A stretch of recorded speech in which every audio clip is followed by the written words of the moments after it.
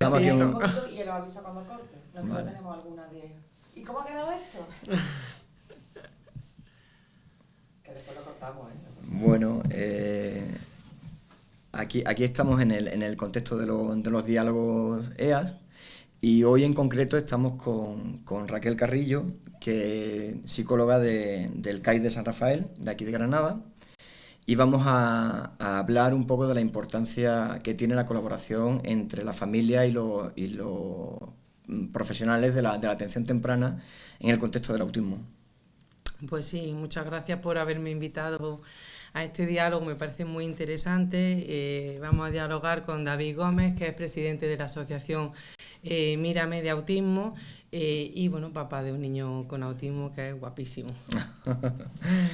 Bueno, yo creo que para empezar, Raquel, y dentro del contexto familiar, deberíamos de poner un orden, ¿no? Y hablar de cómo la familia al final termina viendo que mi hijo tiene algunos síntomas que no se corresponden con los síntomas o con el desarrollo natural de otros niños, porque al final toda la familia pues conocemos a niños pequeños o sobrinos o hijos de amigos y demás, y vemos como nuestro hijo termina teniendo un desarrollo distinto, ¿no? Un desarrollo atípico, y empezamos a tener las primeras alarmas, pero solemos quedar un poco cegados, ¿no? O sea, no, yo no quiero ver que esto está sucediendo, no quiero ver que mi hijo es distinto, no quiero verlo, pero al final termina, por un lado o por otro, te terminan viniendo alertas de otros contextos en los que el niño se mueve, ¿no? De la guardería, ¿no? Porque estamos hablando de edades tempranas, ¿no? O sea, de la guardería. Y entonces es cuando ya empiezas a decir, oye, pues mira, parece que aquí hay algo importante que no hay que dejar y hay que tratar rápidamente, pues porque, bueno, estamos hablando de unas edades en las que todavía todo es moldeable y todo se puede trabajar, ¿no? Y es en ese momento cuando al final terminamos desembocando en la atención sanitaria, en concreto en la consulta de pediatría, ¿no? Y bueno, en la consulta de pediatría hay para todos los gustos. O sea, hay pediatras que conocen muy bien de qué va el tema y terminan directamente derivando al lugar adecuado, que es la atención temprana, pero hay otros pediatras a los que les cuesta un poco identificar que estos son síntomas que pueden llevarte a hablar de un trastorno futuro, ¿no? Y ahí es donde quizás la familia tenemos el primer escollo, ¿no? Sí, la verdad es que hay que decir que con el paso de los años, en el tiempo que llevo trabajando en atención temprana, sí que he notado un cambio en los pediatras y cada vez son mejores agentes detectores de que hay un trastorno en el desarrollo, pero no tenemos que olvidar que el pediatra es experto en medicina, en biología, ¿no? Y no tanto en los trastornos del desarrollo, entonces muchas veces por eso se le escapan. Es verdad que también es necesario, o creemos nosotros desde siempre en el servicio, y se ha iniciado algún intento, pero no se ha conseguido al final fraguar, de hacer un poco de formación a pediatría, de signos tempranos para la detección lo más tempranamente posible, porque es verdad que algunas familias te cuentan que han estado yendo al pediatra durante meses diciéndole a mi hijo le pasa algo y el pediatra le ha quitado importancia, no pasa, ya pasará, y bueno, y luego ha resultado ser efectivamente un trastorno del espectro del autismo. Entonces, igual que otros pediatras, hay pediatras súper buenos detectando que enseguida mandan al niño, ¿no? Entonces ahí yo sí que veo con el paso del tiempo una mejora desde pediatría, la detección, pero que falta todavía formación en ese aspecto y vamos, yo creo que lo suyo sería para que lleguéis a nosotros a esa primera visita, a esa acogida lo más tempranamente posible. Claro, es lo suyo, efectivamente. El número de prevalencia, o sea, ¿no? La prevalencia del autismo ha subido de manera alarmante, ¿no? O sea, porque al final estamos hablando de unas tasas de prevalencia muy altas, ¿no? Y no se sabe o no se termina de identificar el por qué ahora mismo hay cada vez más casos de autismo, ¿no, Raquel? Sí, en eso se están haciendo investigaciones y ahí un poco se ve que son varios factores los que están haciendo ese aumento de la prevalencia. Por un lado, sobre todo, es que los servicios especializados somos cada vez más especialistas en la detección y hacemos una detección más fina. Entonces, pues muchos casos de alto funcionamiento, que los niños que tienen una afectación más leve, digamos, el alto funcionamiento, antes pasaban desapercibidos y no se detectaban hasta edades mucho más mayores o no se detectaban y actualmente sí se detectan. Claro. Entonces eso también ha hecho que aumente la prevalencia. También se habla de ambientalmente, que haya posibilidad de que con la alimentación alimentación, los tóxicos, que todo lo que se le echa ahora a la comida procesada, pues se estén produciendo un mayor número de mutaciones genéticas, ya más alteraciones que también pueden estar dando lugar a esas apariciones de novo en familias donde no hay antecedentes familiares. Pero bueno, en realidad también es verdad que esa prevalencia nos está llevando a que cada vez hay más casos de autismo de alto funcionamiento, de estos niños que tienen una afectación más leve, que de autismo de bajo funcionamiento, con una afectación más severa, y eso se ve desde que hay atención temprana, porque al detectar más tempranamente, al intervenir más tempranamente, la evolución, el pronóstico de ese niño mejora, pues porque se está trabajando desde muy pequeño con las dificultades, y se ha visto cómo efectivamente con el paso de los años ese caso típico que conoce todo el mundo de autismo, el niño aislado en un rincón que no habla, que no interactúa, son muy poquitos frecuentes ya, ¿no? Ya eso ha cambiado, ese perfil ha cambiado. Sí, bueno, yo soy, vamos, lo he vivido en primera persona y vamos, estoy totalmente de acuerdo porque sé de lo que estás hablando, Raquel. Una vez que nosotros ya como familia hemos pasado la fase del pediatra, el siguiente punto es, bueno, nos derivan a atención temprana y nos presentamos a la familia en atención temprana con todos nuestros miedos, con todas nuestras dudas y con la idea de que, bueno, vamos a salir de aquí con la tranquilidad de que nos van a decir que, bueno, que nuestro hijo lo único que tiene quizá a lo mejor un retraso madurativo, que con el tiempo va a desarrollarse sin ningún tipo de problema y que no hay ni rastro de ningún tipo de trastorno, ¿no? Y entonces esa consulta de atención temprana para nosotros como familia resulta que es muy difícil a nivel emocional, ¿no? Y entiendo que a nivel profesional también tiene que ser muy complicado porque la primera vez que una familia termina de escuchar, mira, tu hijo tiene un trastorno, está dentro de un trastorno amplio, no podemos ahora mismo trabajar o decir o delimitar en qué punto concreto del trastorno estamos, ¿no? o qué nivel de afectación tiene, pero sí que es cierto que tiene que ser complicado ir a la familia y comentarle, bueno, esta es la situación que tenéis y qué os espera de aquí adelante, ¿no? Claro, nosotros, bueno, en los servicios sanitarios pasa, pues en atención temprana también pasa, el tiempo que tenemos es limitado, entonces es verdad que es algo complicado muchas veces en tan poco tiempo, pues decirle a una familia, evaluar al niño, ver todo lo que le pasa, estar seguros de que lo que le pasa tiene un nombre, tiene un diagnóstico y luego pues tener el tiempo necesario para devolver a la familia esa información de qué es lo que está pasando, ¿no? Aún así, pues nosotros en la acogida pues tratamos de ver un poquito en profundidad a través de la entrevista a la familia, que es fundamental, la información que aporta la familia en esa primera visita, pues cómo funciona el hijo en casa, cuáles son vuestras preocupaciones, qué es lo que observáis que no va, cómo creéis que debería de ir, y luego evaluamos al niño en un tiempo prudencial porque no tenemos más, ¿no? Y luego llegamos a unas conclusiones en edades tempranas. Muchas veces, y en tan poco tiempo, muchas veces es muy difícil emitir un diagnóstico. Pero sí creemos recomendable, pues, y además si lo dicen los manuales de buenas prácticas, ¿no? Que la familia viene buscando una respuesta. Y lo suyo es que incluso si lo que tenemos ahora mismo en ese breve tiempo es solo una sospecha de que está pasando, la familia debe de saber esa sospecha porque viene buscando una respuesta y porque necesitamos empezar ya un proceso de aceptación de lo que está pasando para podernos poner mano a la obra. Si ese proceso se alarga mucho en el tiempo, también se va a alargar mucho en el tiempo el ponerse a trabajar, ¿no? Entonces es un momento para nosotros complicado porque evidentemente hay familias de todo tipo, hay familias que venían a nuestro centro con la idea muy clara de las dificultades que veis en vuestro hijo y hay familias que vienen porque se lo ha dicho el pediatra pero ellas no ven nada. No han visto nada. Entonces la manera a la hora de abordar esa familia también hay una diferencia importante de cómo devolver la información a una y a otra familia porque están en momentos muy diferentes de conocer y de saber lo que está pasando. Sí, de hecho eso debe ser el principal escollo que os encontré, ¿no? Del tema de cómo cuál es el grado de aceptación inicial, ¿no? O el momento en el que se encuentra la familia y la observación que ha tenido del desarrollo de su hijo y cómo al final terminas de trasladar la noticia o la sospecha, ¿no? En el caso que haya sospecha. Tenemos la sospecha, al final terminamos yendo a atención temprana y nos encontramos con la primera noticia. O sea, la sospecha nos la trasladáis a nosotros como familia Y bueno, en el contexto familiar hay una etapa de duelo, porque es una etapa de aceptación, cada familia lo lleva de una manera distinta.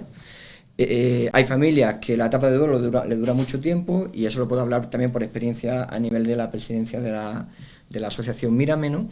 Porque también hacemos acogida de familias que vienen buscando apoyo asociativo, del movimiento asociativo, y yo como presidente me encuentro con familias que están totalmente afectadas, y luego en otros casos me encuentro con familias que todo lo contrario, sino que, mira, yo quiero ponerme en manos a la obra, trabajar rápido con mi hijo, porque no me queda otro camino, ¿no? Y entonces estamos en ese punto.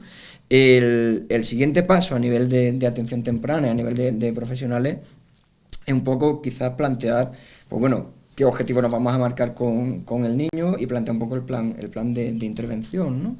Sí, a la hora de dar esa primera noticia, bueno, también ahí se ha escrito bastante sobre cómo hacer, porque el cómo recibe una familia la primera noticia de lo que está pasando afecta muchísimo en el ajuste posterior. Sí, sí. ¿Vale? Recibirlo de manera traumática pues puede bloquear a la familia, puede rechazar o negar ese diagnóstico durante mucho más tiempo, permanecer mucho más tiempo en la etapa de negación. Entonces, esa primera noticia es siempre muy recomendable darla intentando, pues por ejemplo, que estén el padre y la madre en la consulta. Muchas veces por temas de trabajo nos encontramos con que a la evaluación o a la primera consulta, a la acogida, viene solo uno de los dos padres, ¿no? Pues igual conviene posponer, porque ese padre cuando salga, o esa madre por la puerta con su hijo, necesita poder compartir con alguien el momento que acaba de vivir de la noticia, ¿no? Luego es verdad que como el tiempo que tenemos es poco, pues esa primera noticia a veces hay que posponerla un poquito, pues por lo que hablábamos antes. Hemos observado al niño, hay una sospecha, pero tenemos que esperar un poco a conocerlo más en profundidad, y entonces ya hablaremos de que eso es lo que está pasando. Y luego, como tú muy bien dices, pues tenemos familias que en función de cómo han recibido esa noticia y de cómo estaban preparados o no para recibirla, pues se bloquean o se quedan estancados en una fase inicial de shock, negación, que es la que se produce siempre.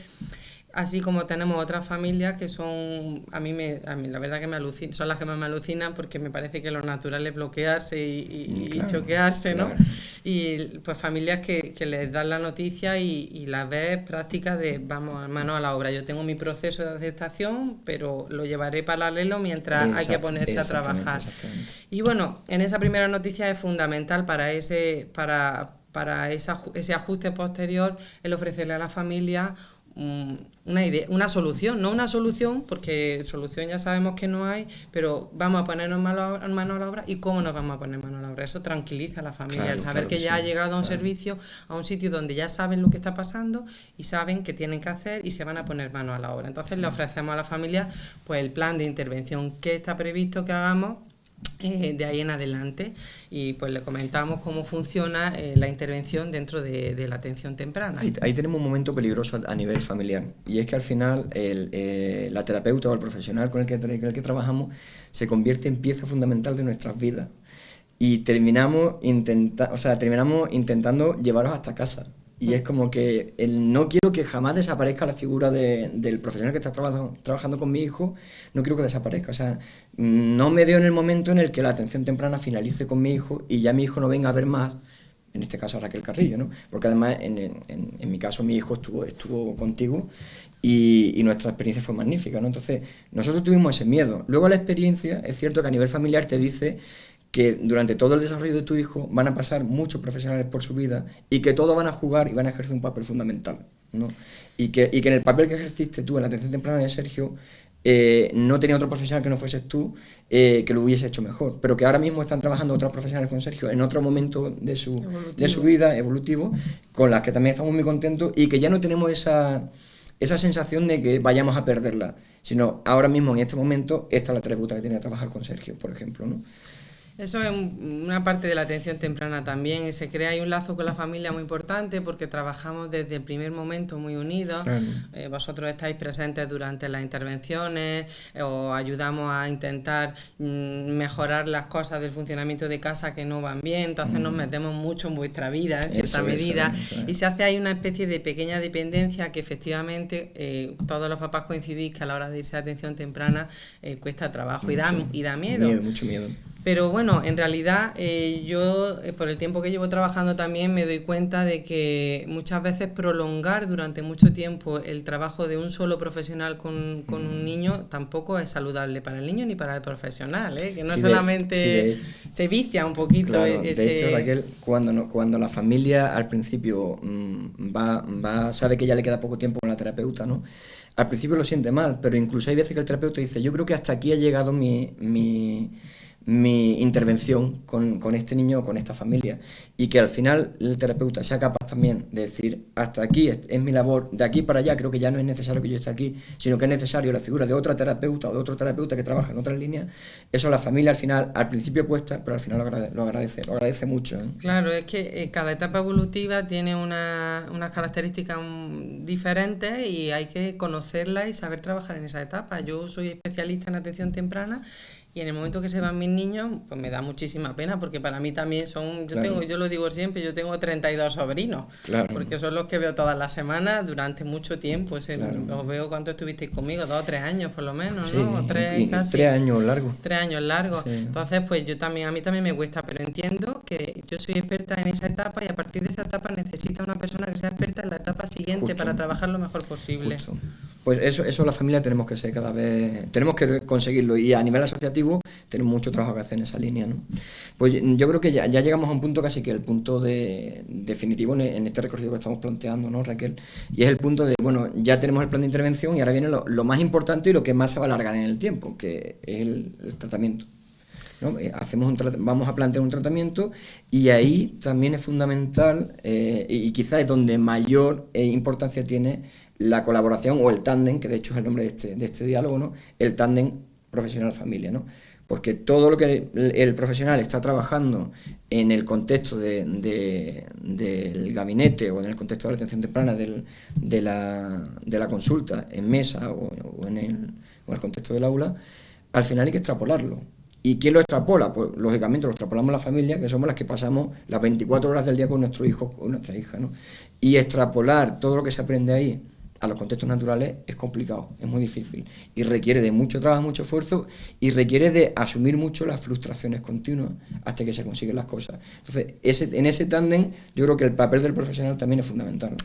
Claro, nosotros desde atención temprana los recursos son también limitados, entonces la intervención que podemos dar a los pequeñitos pues no va más allá de 2 veces en semana, y las sesiones son de 45 minutos. Entonces, en ese tiempo uno piensa, pues 2 veces en semana, 45 minutos, si es que es muy poquito tiempo. Es necesario y fundamental que ese trabajo se extienda a lo largo del resto del día. Y además no solamente por tiempo, sino por un tema de generalizar aprendizaje. Se sabe que en autismo hay dificultades de generalizar aprendizaje. Esto es, lo que he aprendido aquí, sé que lo puedo aplicar en otros contextos. Ellos tienen esa dificultad y nosotros tenemos que ayudarles a que entiendan que esos otros contextos vale lo mismo que he aprendido aquí en esta clase, ¿no? Entonces, para eso es muy importante la familia. Nosotros de atención temprana siempre trabajamos, hace ya tiempo que va predominando en atención temprana el enfoque centrado en la familia, pues porque hace falta ese apoyo. Entonces hace falta que a la familia participe. Cuando planteamos objetivos de intervención, planteamos los objetivos desde nuestro punto de vista profesional, conociendo al niño cuáles son sus dificultades y por dónde tenemos que empezar a trabajar, pero también conociendo a la familia y cuáles son sus necesidades. La familia tiene que aportar parte de esos objetivos de intervención, porque es fundamental que el funcionamiento familiar esté bien para que el niño pueda seguir evolucionando. Entonces, ahí la familia tiene un papel importantísimo, pero luego además nosotros queremos que la familia esté dentro de las sesiones, que vea el trabajo e incluso en muchas ocasiones, depende un poco de la familia, las hacemos partícipes durante las actividades precisamente por lo que comentabas tú. Si yo estoy trabajando, por poner un ejemplo, señalar para pedir, si yo te enseño, si yo te digo ahora llévatelo a casa y trabaja el señalado en casa, pues solo de decírtelo probablemente tú no eres profesional, no puedes saberlo. La observación enseña mucho.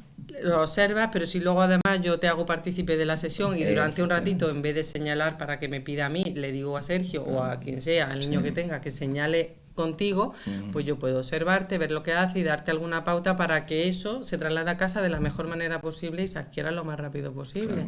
La idea aquí es que tenemos durante mucho tiempo un tratamiento, es decir, esto es una carrera de fondo y cuanto más rápido, entre comillas, podamos ir instaurando cosas, mejor. O sea, hay que instaurarlas bien, no vale trabajar rápido y mal, pero sí que es verdad que el hecho de generalizarlo va a hacer que las adquisiciones sean más rápidas y podamos seguir construyendo, y cuanto más podamos construir, mejor pronóstico vamos a tener. En esa línea, Raquel, en la línea en la que la familia tenemos que estar al final formándonos un poco de cómo extrapolar esto hacia los contextos naturales, hay también un trabajo de trasladarlo también a la familia extensa. Porque no nos podemos olvidar que nosotros, el núcleo familiar, somos el padre, la madre y el niño, o el hermano o la hermana. Porque es que esos niños, nuestros hijos, tienen abuelos, abuelas y dos familias, la materna y la paterna. Entonces, al final, en la medida en la que la familia se implica en todo ese desarrollo y se implica en la formación y en las terapias que tenemos con los profesionales, en la medida en la que la familia asume y naturaliza eso en su día a día, lo va a extrapolar luego y va a generar las raíces en toda la familia extensa, ¿no? Y ahí nos encontramos con verdaderos problemas, porque luego hay muchas cuestiones contradictorias que al final termina haciendo un lío al niño que tiene el trastorno, ¿no? Problema gordo, por ejemplo, no sé cómo lo estaría afrontando, si lo afronté de alguna manera en la atención temprana, es el caso de las parejas que terminan o que están divorciadas o que terminan divorciadas, ¿no?